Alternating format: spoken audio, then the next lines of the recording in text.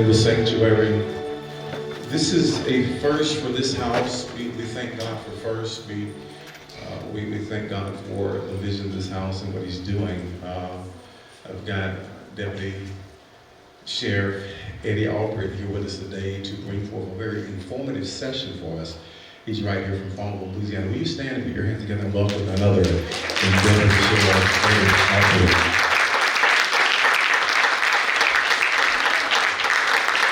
Wow. Y'all know how to worship here.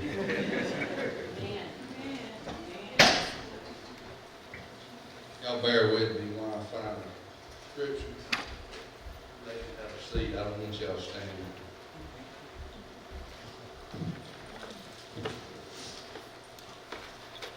This is out of Acts 20:35. I've showed you all things, how that laboring ye ought to support the weak and remember the words of the Lord. And how He said it is more blessed to give than receive. Amen. First of all, I'm honored to be here. Brother Benson Butler and I met, I don't know, 3 or 4 years ago. And we talk from time to time. And I guess 15 years ago, got to see a lot of our youth get addicted to methamphetamines, crack cocaine, marijuana. When you see it, and you see it happen in your families, friends, it gets real. So I got involved in law enforcement. I was very honored to work with some great guys through the years, and things just kind of got to grow. A lot of people don't understand why police do what they do. And that's our fault. That's my fault. I've got a couple of videos I'm going to get played right quick, and then we're going to kind of go into some detail of why we do what we do. Always remember, our job is to protect and serve the public and the people of Union Parish. If we could, let's get those videos started. One of these, and they are both real live videos. Give us just a second, we're coming. Just a second, keep talking if you can. Thank you. But this is what officers face every day. It's real. This job is not for the faint of heart. We need our communities to come together. We got to have y'all working with us. Communities, learn to trust your law enforcement. Learn to be our eyes and our ears in the community. Trust is a big deal. Learn to, because we can't fight this alone. Police cannot fight this alone. We have to have the public to help us. So, you ever see me on the side of the road? Ever have a question? You can get a hold of me through the sheriff's office. Don't call me at midnight unless something bad wrong. Call me anytime you have a question. If I don't have the answer, we will get it. So, Brother Butler, am I going to come up here and run? It's coming. It's not within our software, so it's a little. Take a minute to download.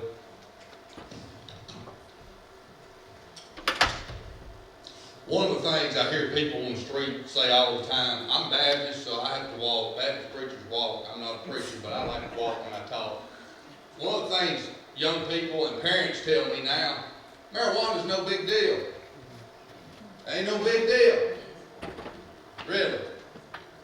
Doctors have done studies, scientists have done studies. The human brain develops to the age of 25 to 27 years old.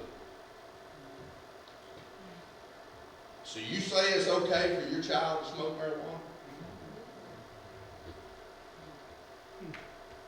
It's not okay.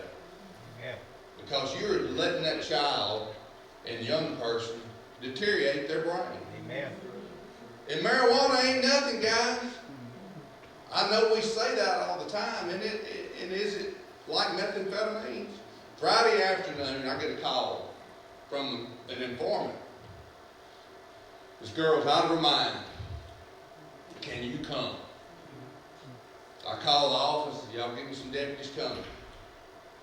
This girl was 24 years old on, I think, methamphetamines. When I pulled up, when I'm telling you she was naked, she didn't even have a smile on. Snakes were on her feet. She was jumping like she was in a bed of coals. Got handcuffs on her, jerking, snatching. Just kept jerking, snatching. Baby, get on the ground. Get on the ground. I had to put her on the ground and wait for some help to get there. She didn't have nothing on. Some of the people come out of the house. She's my son's age. And she is ruined because of this drug. If we don't take our narcotics serious, our parish will be overtaken. Amen. It will not play in our system. I apologize. This is a new system. It won't download to our system, play audio and video. So you're doing good with what Okay, you're doing. So all just right. keep it. I'll kind of explain this traffic stop, the one in, is it Email? Eastville, North Carolina, South Carolina. Deputy gets a call, pulls up. Subject's walking away from him with his gun, with his hands in his pocket. And people all the time, they get offended when I tell them, take your hands out of your pocket. Take your hands out of your pocket. I don't know you. I ain't got a clue who you are. This deputy, he's got a taser holding it on this guy. Tell him to get his hands out of his pockets. The bad guy turns around and starts shooting. Shoots him in the neck. So the video, I wish we could have played it. It shows the graphics, the blood. Don't be offended when the police tell you to take your hands out of your pocket. There's a reason.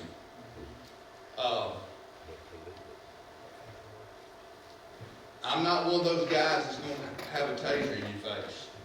I'm going to have a gun in your face. If you will not follow my commands. You see that little girl there, 30 years of marriage? I'm going home to her. Respect. I always tell people on these traffic stops, had a young man, this has been sometime last year, made a traffic stop on. I followed him for 7, 8 miles going 75. Got the police behind him. Get out. How you doing, Deputy Albert, Sheriff's Office? What's your hurry? Man, you ain't got nothing else to do? I said, no, sir. Sure don't. Looking for bad guys. Are you one of them? His language gets pretty rough. Doesn't like to conform to what I'm telling him. Marijuana is boiling out of the car. Ain't got a driver's license, don't have any insurance, and we're smelling marijuana, and you talking ugly to the police. Let's start all over again and see how this is going to work. I'm sorry, Deputy. Respect law and order. Amen. These laws that we go by, we don't make them up, guys. We just have to enforce them. One of the things that people ask me, will make a traffic stop, and Brother Butler here, he's driving, pulls up to a stop sign, he don't stop completely, he rolls through it. My job as a deputy sheriff is to look for bad guys and girls. I don't know Brother Butler, I've never laid eyes on this gentleman, or Miss Albrecht. I make a traffic stop. Deputy Albrecht, you Parish Sheriff's Office, you know why I stopped you today? No, sir. You didn't stop at the stop sign. Am I really worried about you not coming to a complete stop? No. I want to know who Brother Butler is. He shows me his driver's license. I run it through our system. Guys like me and Brother Butler have felony warrants. that look just like us. I'm looking for drug paraphernalia in your car. I'm looking for any sign of narcotics. I'm looking at your body language. What is your body language telling me? How are you reacting? If you'll notice, when somebody gets really, really nervous, this artery in their neck will start, you can see it through their clothes. I watch for that. Another thing, when I make a traffic stop, I'm telling you to get out of the car, step out of the car, and come back to me. Why? And you ask why. I want to be able to see your hands. So many police have been shot by walking up to a car. Bang. Don't take it that I'm being disrespectful. Step out of the car and let's talk. We'll go back up to the car, get the insurance registration. There's a lot of reasons we do the things that we do. Our sheriff, we don't write a bunch of crazy tickets. But we may make a lot of stops that people think are crazy. Bear with us. I may stop you for a license plate light, headlight out, numerous things, speeding. I may stop you for going 65 and a 55. First thing out of your mouth is going to be, you ain't got nothing better to do, not today. I'm looking for bad guys. My job is to protect and serve this community. I'm going to talk to you like you're my mother, brother, family, until I can't. Until you force me. Always comply with an officer. Always comply. Yeah, this little girl the other day, and still to this day, I hate to put a young lady on the ground. But you have to. A lot of people, and I'll clarify this. Are there some bad cops? Absolutely. Are there bad preachers? Absolutely. The majority of the law enforcement guys I have had the privilege to work with are really great people. I do this job for zero money. I've never received a penny for working in law enforcement. And that's my choice.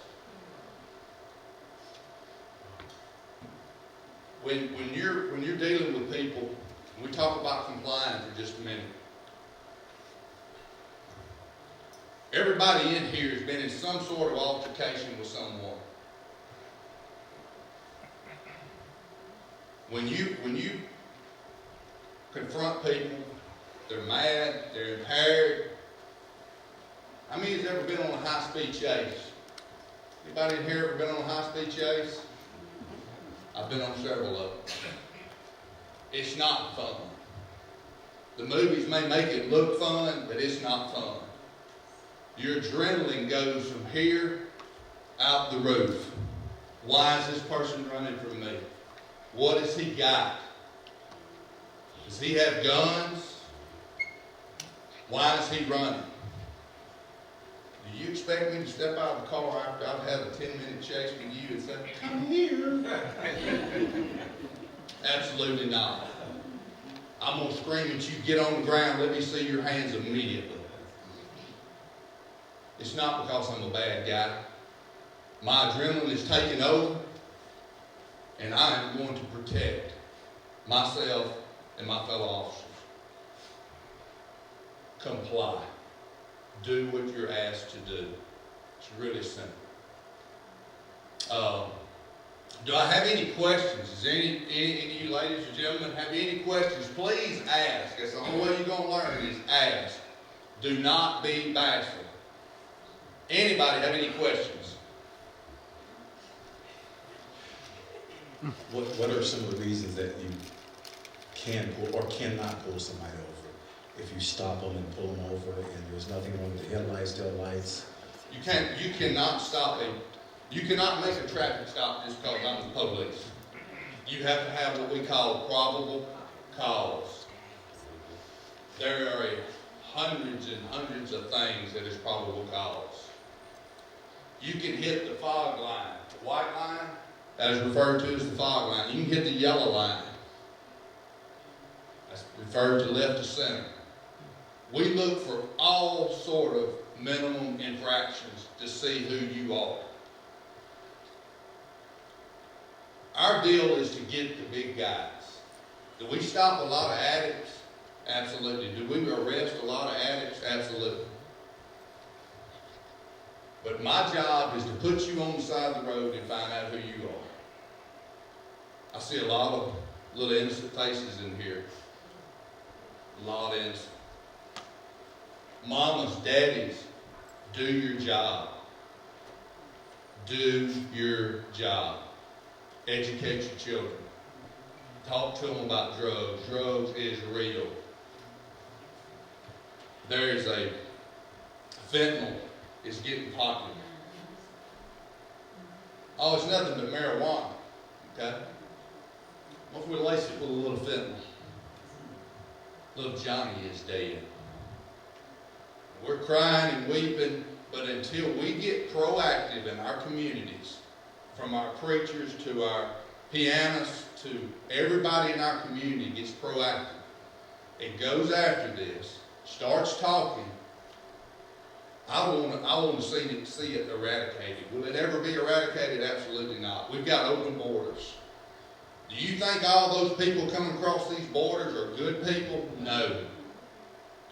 Absolutely not. Are there some good people? Probably so. There's a lot of bad people that cross our borders. And they don't no more care about your children or your families. Let's get together as a community. Yes, ma'am. Yes, I have a question concerning about drugs. Now, do you think that school-age children, elementary, are they at a higher rate in today's society than the other time? Absolutely. Absolutely they are. Drug use starts. I've had kids tell me they've started smoking marijuana at the age of 10. That's the youngest age I've ever heard, is 10. Who gave it to you? My cousin. That cousin ought to be knocked in the head. So when you recognize the strange behavior in a young child, what are the procedures that you go by? You know, there's so many things to look at with kids, especially with methamphetamines. Methamphetamines affects people in so many different ways. People used to tell me, she's not on meth, he's not on meth, he's fat. That is not true. There are people who look just like me, tall, thin, that uses methamphetamines.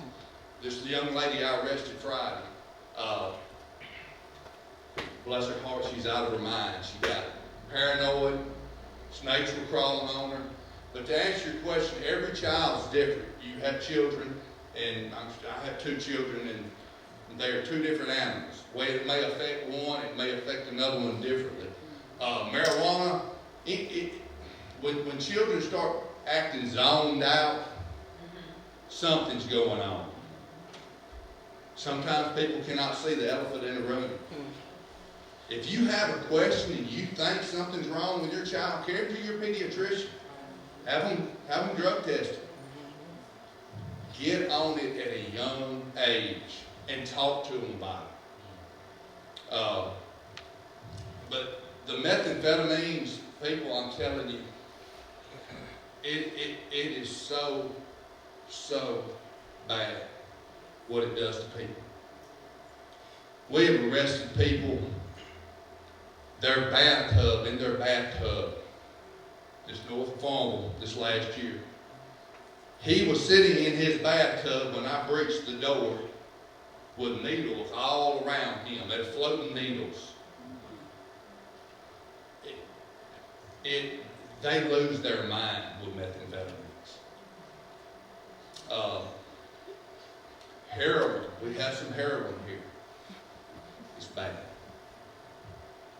We made a drug raid 2 months ago. Crack cocaine is something that you don't hardly see anymore. This lady had a half a pound of crack cocaine. But methamphetamines, marijuana is a gateway drug. I'll argue that with anybody. A weed ain't nothing, really. You want want your kid to be retarded? You okay with your kid being slow? Really? And then stepping it on up a notch, getting the methamphetamines, heroin, cocaine. Talk to your kids about drugs. Come on now, y'all get interactive. I want some questions. You're smiling a whole lot back there, wouldn't you? Mr. Page? Yes, sir. We'll switch gears here a little bit. Since you were in this house with everybody here, we did a trial on tornadoes, and we also did one on in case there's an active shooter in the house. Just looking at this crowd right now, because law enforcement won't be here when it happens. So just looking at this room right now, what would be our best option if somebody did come in with a gun? First of all, shooters are cowards. People who come in churches, schools are cowards. You walk through the back door right there and start shooting, and you're going to have mass casualties. You ask me, how do you stop it? It's a shame, but most of our churches now have armed people. Stop it outside. For example, here at this church, have a gentleman or two outside. Lock your side doors. I know this is church, and I'm old-fashioned. You don't lock the church house, but this day and time you do. Have your door secured. Whoever comes in the back, have a gentleman there armed. Guns are not bad, people are. Always remember that. Guns are not bad. It's the people, the hands they get into. Active shooter at schools. Just the other day, Leo and Darren was out at the school. I was in town. They got screaming for backup. I get there. That's a bad feeling, guys. When two of your brothers are screaming for backup and they know that guy's got a gun, that's a bad feeling. When I pulled up, they had done had the gentleman detained. I went to the vehicle, got the gun, disarmed the gun.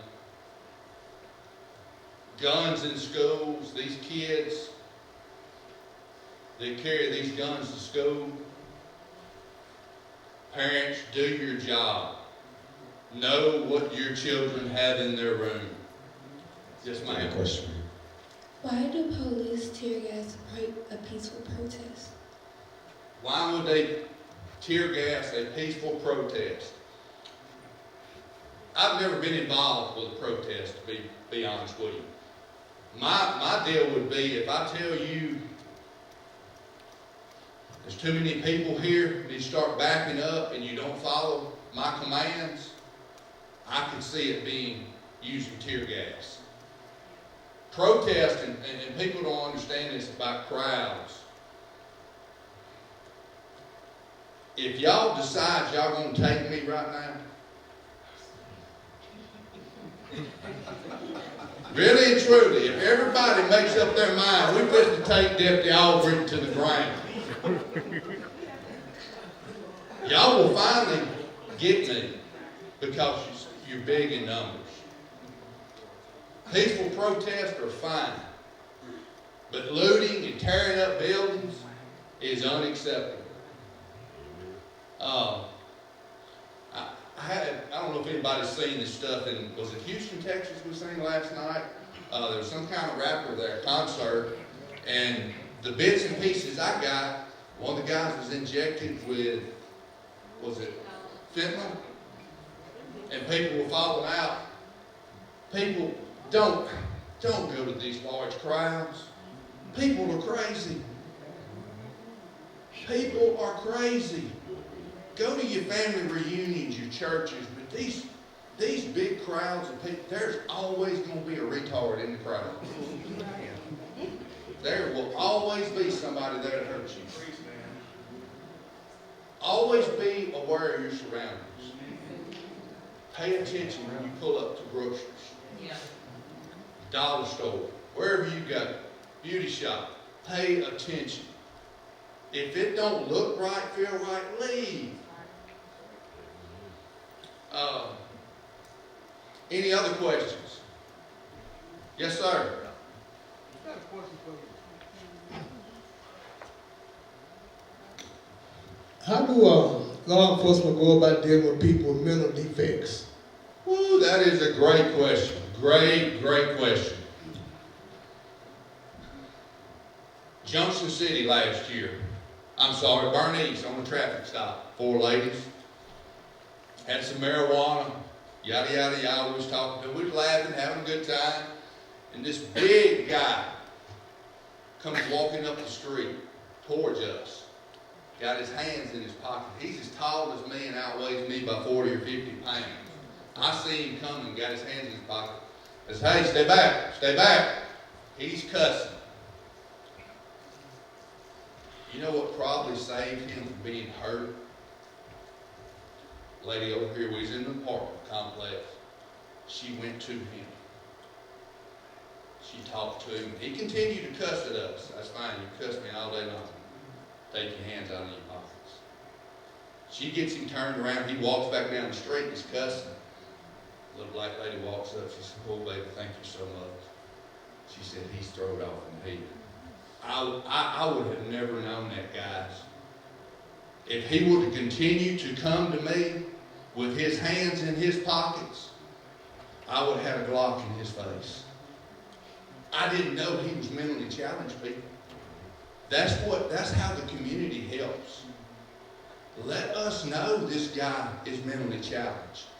And furthermore, let's say he would have continued to come. Now, you would probably look at me as a bad guy. But I'm going to go from, if I can see his hands, I'm going to go from the gun to the taser. I'm just going to put electricity in him. Even though I know you can't do nothing with this guy. You understand? Sometimes if there's a family member or a friend there, they can do something with it. Mental health is a challenge across this country. Now, is it because little Joe smoked marijuana his whole life? I don't know. I don't have all the answers. But at the end of the day, we have to protect ourselves. We have to stop that threat. They're trying new techniques. They've got another little machine now that they're using on mentally challenged people. They're shooting them in the ankles and it kind of wraps around their feet, gets them to follow. There's not a, if you have somebody in your community, your family, call the sheriff's office. Say, hey, little Eddie's slow. He's got some issues. Put it on his driver's license. Let the sheriff's office know we have to deal with him. He's got some issues. We can deal with him knowing a little different. But so many times we don't know who we're dealing with. We don't have a clue. There again, small community like this, it's the churches, schools, their jobs. Go ahead. Yes, ma'am.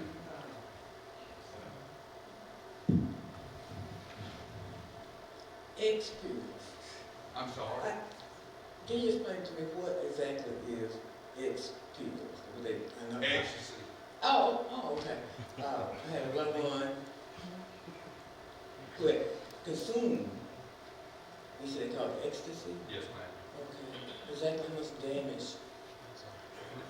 Depending on how much you use, you can overdose almost on anything.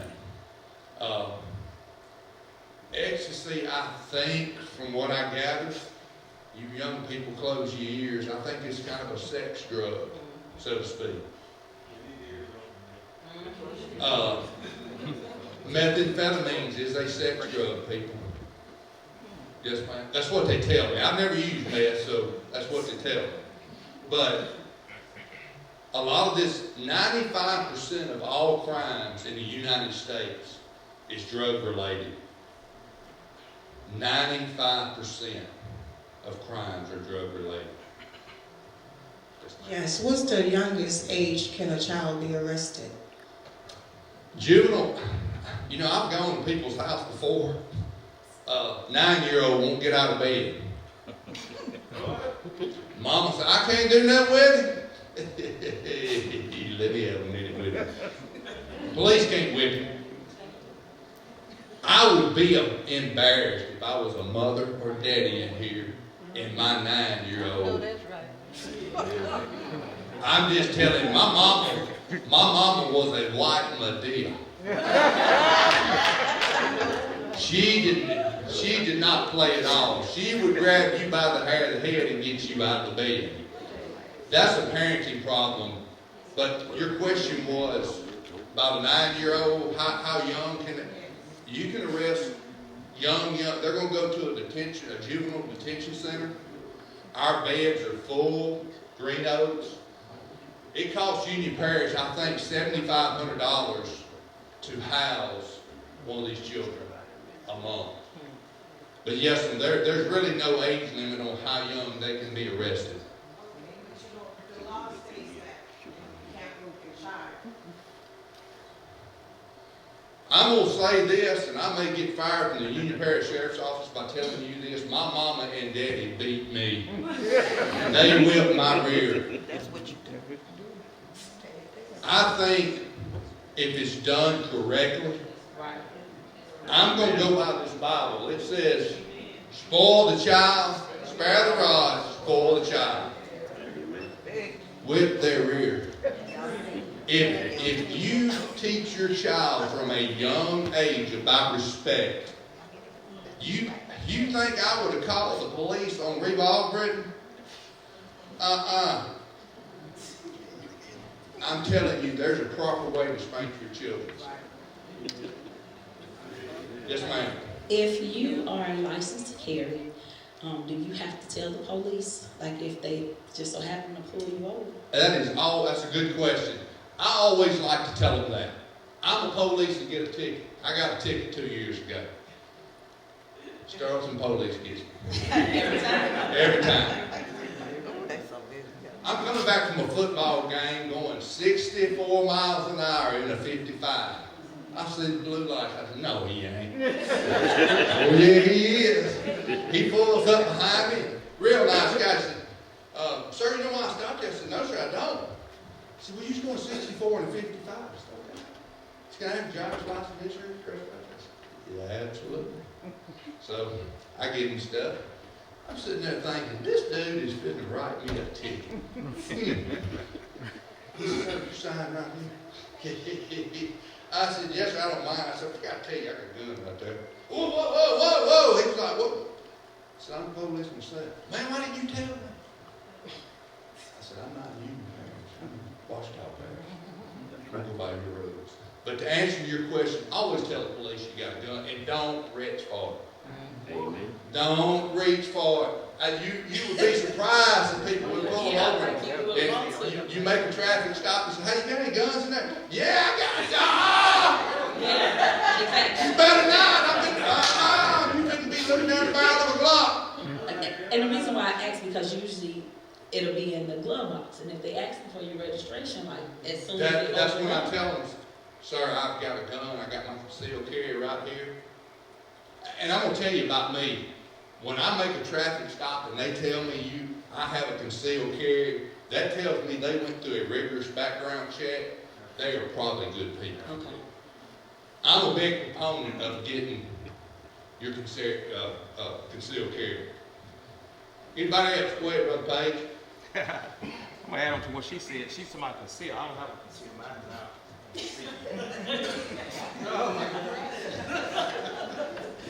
So what I was asking, like she was saying that, let you know about the gun. So I have my gun right here. So you stop me, you ask me to get out and tell you because you said come here and say, well, I have a gun here. That's fine. Come on back to it. Just don't reach for the gun. Okay. Yeah, come on back to it and say, hey, officer, I have a gun in between my console. I'm out in the country a lot of time. We got some land in the country and all this. Absolutely. People around here just, they go out these back roads. Look, I'm a big believer in carry your guns. Sir? Yes, ma'am. Is it okay to have the gun on the seat? Is it okay to have a gun? Yes, ma'am. On the seat? Yes, ma'am. There, on the seat. Yes.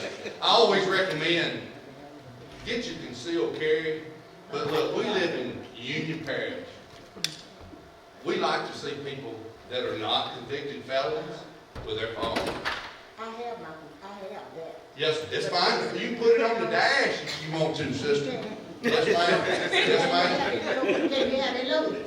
Yeah, it's no good not loaded. Yes, ma'am. We want it loaded.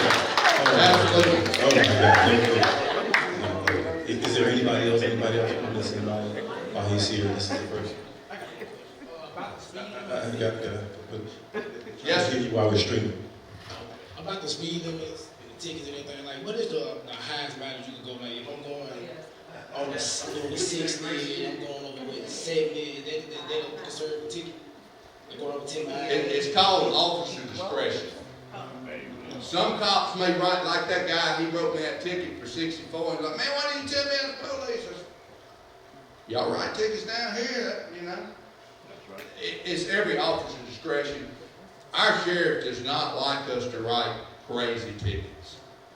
I will stop you for going that speed. Unless you get a really bad attitude with me, no, we're not getting a ticket. Did that answer your question, sir? All right, now, I'll shut you down. Brother Butler, do we have any more questions? Any more questions? Anybody? Anybody? Going once, going twice? Thank y'all so much for having me. Come on, give a good praise to transition into the word. Come on. Won't you stand on your feet? Come on, put your hands together again for Deputy Sheriff Eddie Aldridge. What a wonderful session, very informative. What a blessing, what a blessing, what a blessing. Ah, yes, God.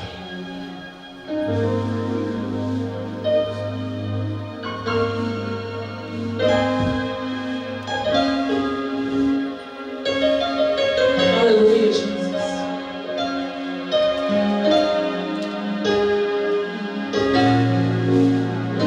So I was just thinking about some of the things that he was saying about the drugs and the different things that's trying to take over our community. And I couldn't help but to think, oh God, we need you. God, we need you like never before, Lord. For our babies, we need you. For our families, we need you, Lord. For our communities, God, we need you, Jesus.